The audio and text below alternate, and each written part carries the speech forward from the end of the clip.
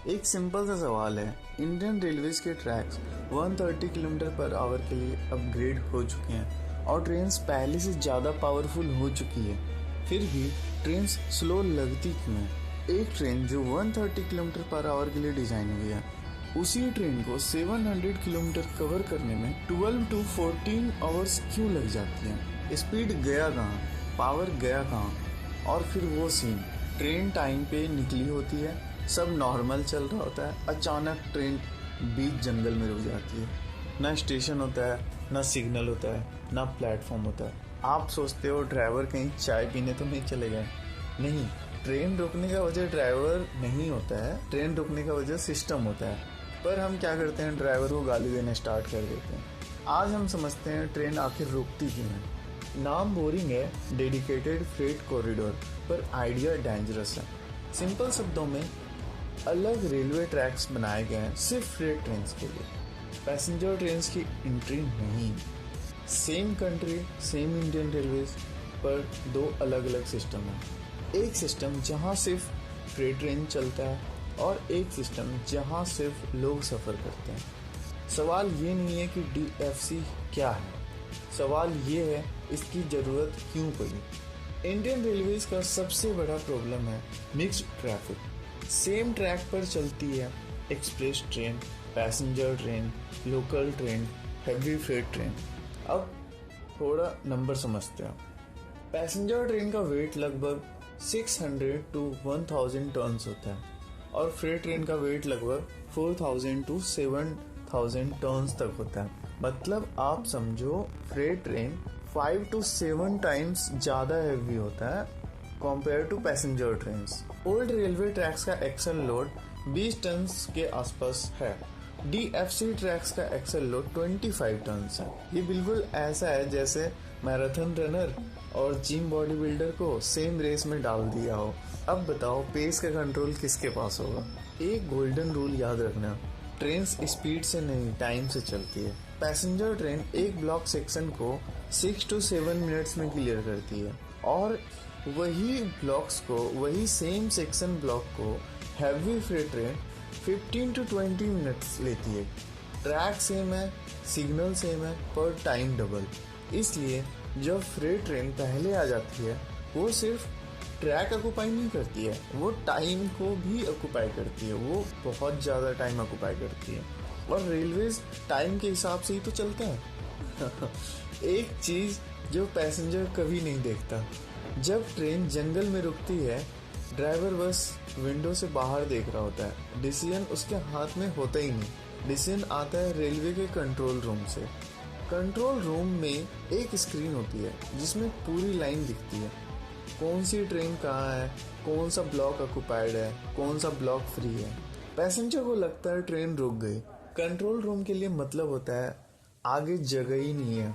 इसलिए कई बार ट्रेन को ना सिग्नल पे रोकते हैं ना स्टेशन पे रोकते हैं, बस जंगल में रोक देते हैं। रेलवेज रोड की तरह कंटिन्यूस नहीं होती, रेलवेज छोटे छोटे ब्लॉक्स में बटी होती है।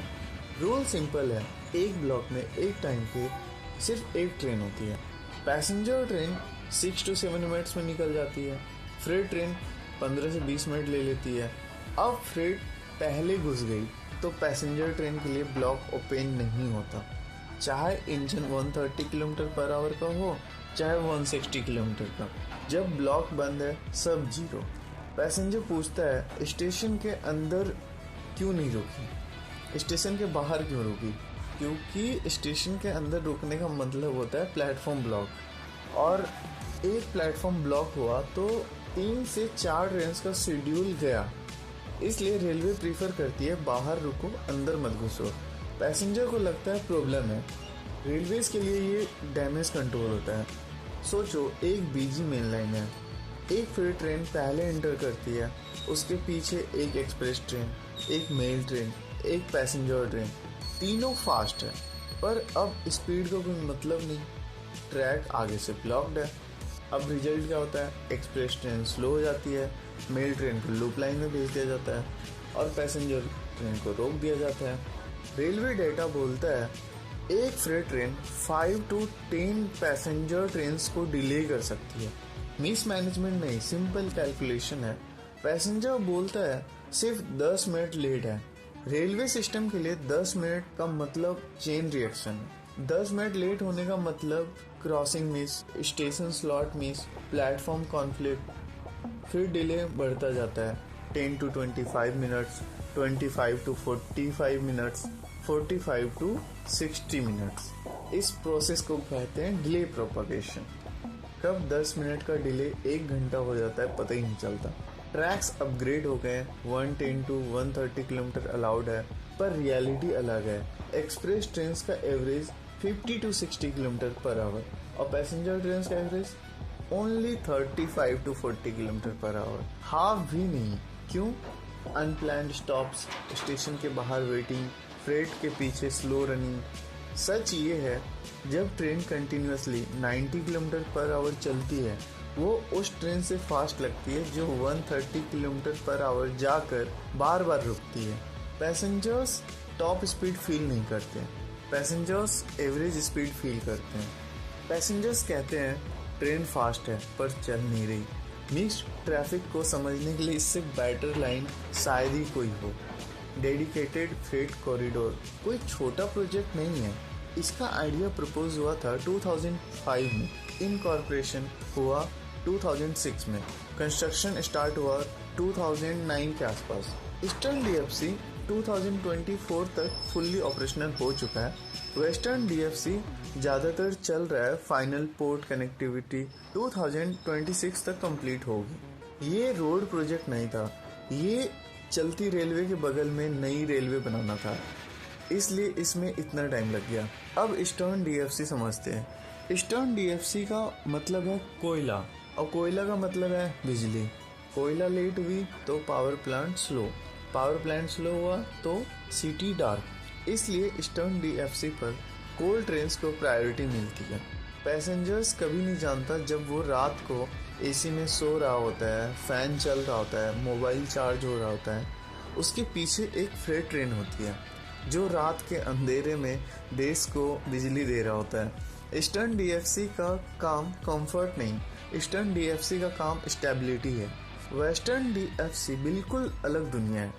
यहाँ फ्रेट का मतलब होता है कंटेनर्स, पोर्ट्स, इंपोर्ट एक्सपोर्ट्स, और पोर्ट पर सबसे महंगी चीज़ होती है डिले। कंटेनर लेट हुआ तो शिप मिस, पेनल्टी, कंपनी का नुकसान। इसलिए वेस्टर्न डीएफसी पर वेट से ज़्यादा टाइम इम्पॉर्टेंट होता है। ईस्टर्न डीएफसी बोलता है कितना माल उठाया, वेस्टर्न डीएफसी बोलता है कितना जल्दी पहुंचाएगा। सेम डीएफसी, फिजिक्स अलग। स्टडीज़ बोलती है मिक्स्ड ट्रैफिक में थियोरेटिकल कैपेसिटी 100% होती है, पर यूजेबल कैपेसिटी 60 to 70% होती है ओनली। मतलब 30 to 40% कैपेसिटी वेस्ट हो जाती है। प्रॉब्लम ट्रेन नहीं है, प्रॉब्लम इंजन भी नहीं है, प्रॉब्लम ट्रैफिक मिक्स ही है। डीएफसी क्या करता है? फ्रेट अलग, पैसेंजर ट्रैक्स फ्री, बस no new trains, no speed limit change. Result, passenger trains की एवरेज स्पीड 15 to 25% तक इम्प्रूव हो जाती है। इसलिए नेक्स्ट टाइम ट्रेन जंगल में रुके तो स्पीड को गाली मत देना, ड्राइवर को ही मत देना, क्योंकि कंक्लूजन सिंपल है, इंडियन रेलवेज स्लो इसलिए नहीं लगती क्योंकि ट्रेन स्लो है, रेलवेज स्लो इसलिए लगती है क्योंकि ट्रैक्स बिजी होते हैं। पर जब तक फ्रेट और पैसेंजर एक ही ट्रैक शेयर करते रहेंगे तब तक 130 किलोमीटर पर आवर भी स्लो ही लगेगा। डेडिकेटेड फ्रेट कॉरिडोर ट्रेन्स को फास्ट नहीं बनाता, डीएफसी ट्रैक को फ्री करता है, और जब ट्रैक फ्री होता है स्पीड अपने आप दिखने लगती है। ट्रेन में जो लोग आपके साथ ट्रैवल करते हैं उनको भी ये वीडियो भेजिए और ऐसे रेलवे वीडियोस के लिए सब्सक्राइब कीजिए।